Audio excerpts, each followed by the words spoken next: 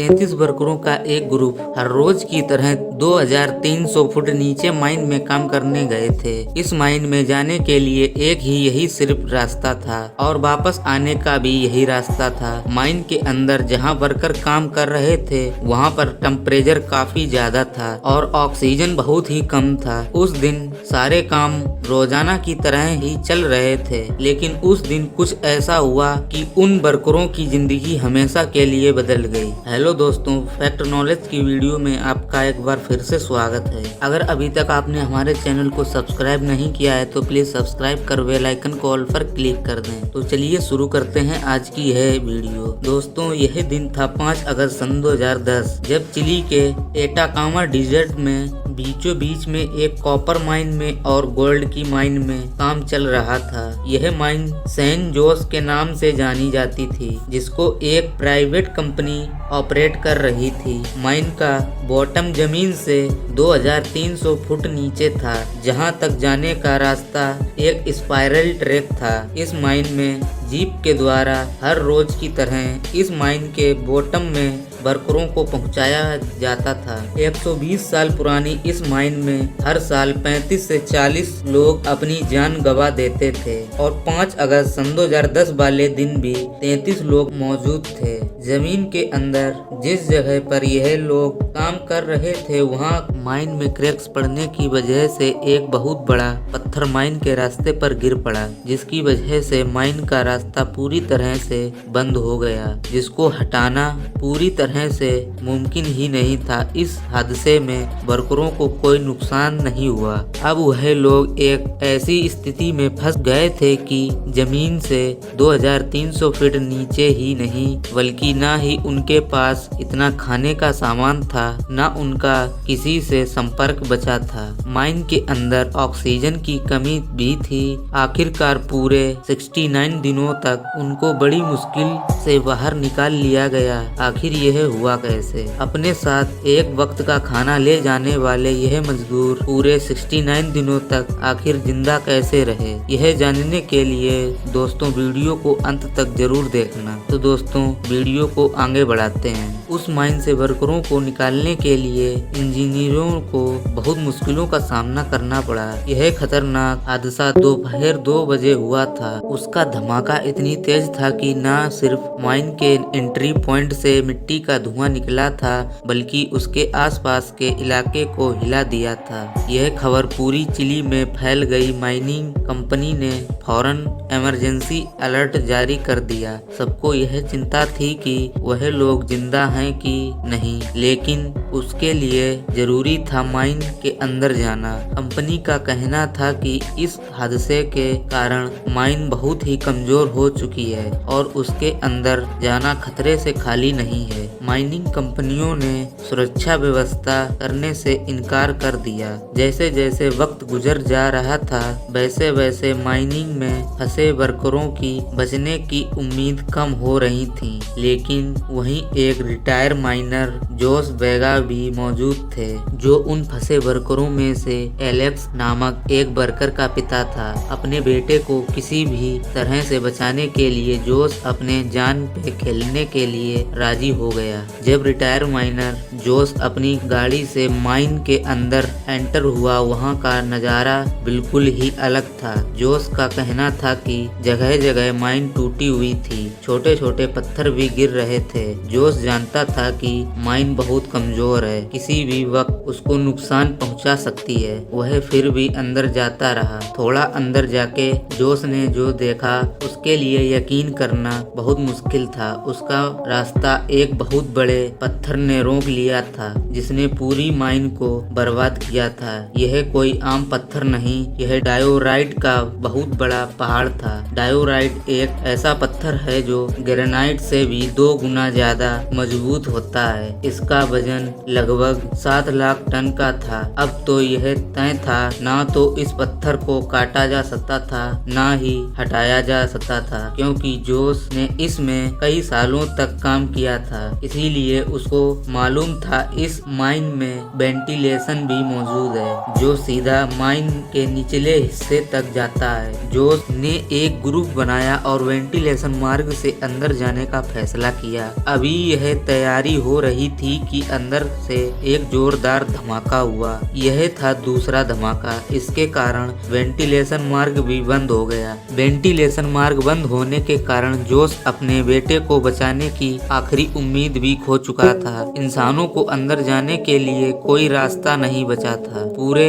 24 घंटे गुजर चुके थे। इसके बाद गवर्नमेंट ने हाई स्पीड ड्रिल मशीन मंगवाई। यह मशीन इन वर्करों को बचाने की आखिरी उम्मीद थी, लेकिन ड्रिल मशीन से वर्करों को बचाने का 1% ही चांस था। इसी उम्मीद से ड्रिलिंग का कार्य शुरू किया गया और देखते ही देखते 7 दिन गुजर गए। फिर भी ड्रिलिंग का कार्य बिना रुकावट के चल रहा था। इन 7 दिनों में लगभग आधे से ज्यादा ड्रिलिंग हो चुकी थी, लेकिन अभी कार्य पूरा नहीं हुआ था। इसके बाद लगातार लगभग 14 दिनों तक ड्रिलिंग के बाद रिफ्यूजर रूम से लगभग 100 फुट दूर ड्रिलिंग का निशाना जा लगा था। जहां पर वर्कर होने की उम्मीद थी, उस रिफ्यूजर रूम से 100 फुट दूर ड्रिलिंग हो गई, लेकिन इस उम्मीद पर भी निराशा हाथ लगी। इसी के चलते नाउम्मीदी चारों तरफ फैल चुकी थी और बचाव दल को रोक दिया गया था। लेकिन चिली के माइनिंग मिनिस्टर ने फिर से अपनी उम्मीद से आखिरी बार ड्रिलिंग करने की रिक्वेस्ट की।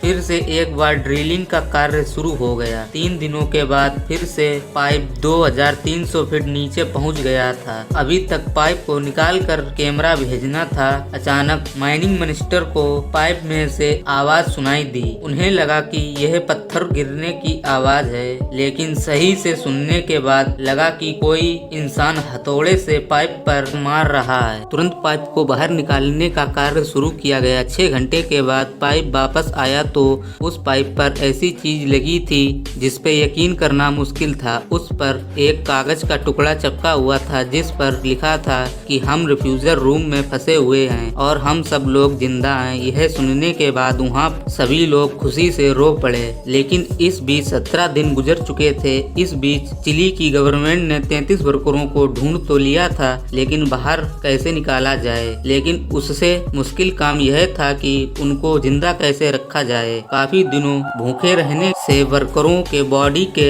मिनरल और विटामिन कम हो चुके थे। जब अचानक उनको खाना मिलेगा तो उनकी हार्ट अटैक से मौत भी हो सकती है। इस समस्या से बचने के लिए कार्बोहाइड्रेट और ग्लूकोज एक साथ मात्रा में डाला जाना था। इसके बाद ये खास खाना तैयार किया गया और पाइप से नीचे भेजा गया। खाना खाने के बाद वर्करों में जान आई। दूसरी तरफ बचाव दल यह सोचने लगा कि उनको बाहर कैसे लाया जाए। आखिरकार यह प्लान किया गया कि जैसे 6 इंच का होल किया गया था, वैसे ही 21 इंच का होल किया जाए। लेकिन 6 इंच का होल करने में 17 दिन लगते थे। 21 इंच का होल, वो भी 2300 फुट गहरा। होल करने में लगभग 90 दिन का समय लगना था, क्योंकि सबसे तेज यही हो सकता था। इसीलिए बड़ी बड़ी ड्रिलिंग मशीन मंगवाई गई और कार्य शुरू कर दिया गया। अब पूरे 20 दिन गुजर चुके थे। इसी बीच चिली के माइनिंग मिनिस्टर ने सोचा कि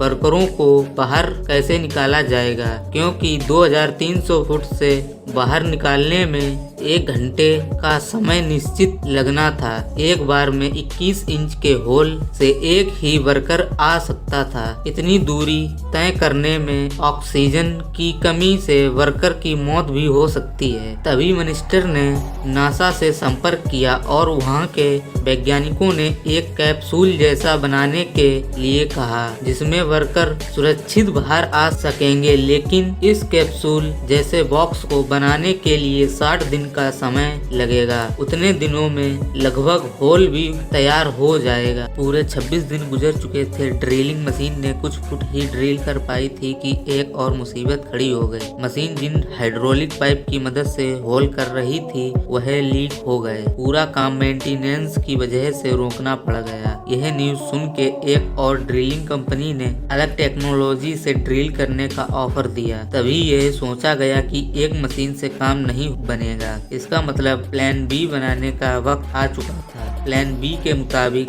हैमर ड्रिल मंगवाई गई। यह मशीन पहली वाली मशीन की तरह से पत्थरों को काटेगी ही नहीं बल्कि उनको हैमर से तोड़ेगी भी, और वो भी सिर्फ 1 महीने में। अब पूरे 30 दिन गुजर चुके थे। प्लान बी वाली हैमर ड्रिल ने भी अपना काम शुरू कर दिया था और पहले वाली ड्रिल मशीन एक बार फिर से चल पड़ी थी। लगातार काम चलने के बाद पूरे 45 दिन गुजर चुके थे। प्लान बी वाली मशीन प्लान ए वाली से ज्यादा फास्ट थी। प्लान बी वाली मशीन आधे से ज्यादा काम कर चुकी थी। वर्करों को अब अंदर फंसे हुए पूरे 52 दिन हो चुके थे, लेकिन उसी दिन उनको एक अच्छी खबर मिली कि नासा की बनाई हुई रेस्क्यू कैप्सूल अब वहां पर पहुंच चुकी थी। अब सिर्फ इंतजार था कि ड्रिलिंग का काम खत्म हो तो उनको बाहर निकालने का काम शुरू किया जाए। अब पूरे 65 दिन गुजर चुके थे और सुबह के तकरीबन 8 बजे प्लान बी की मशीन ने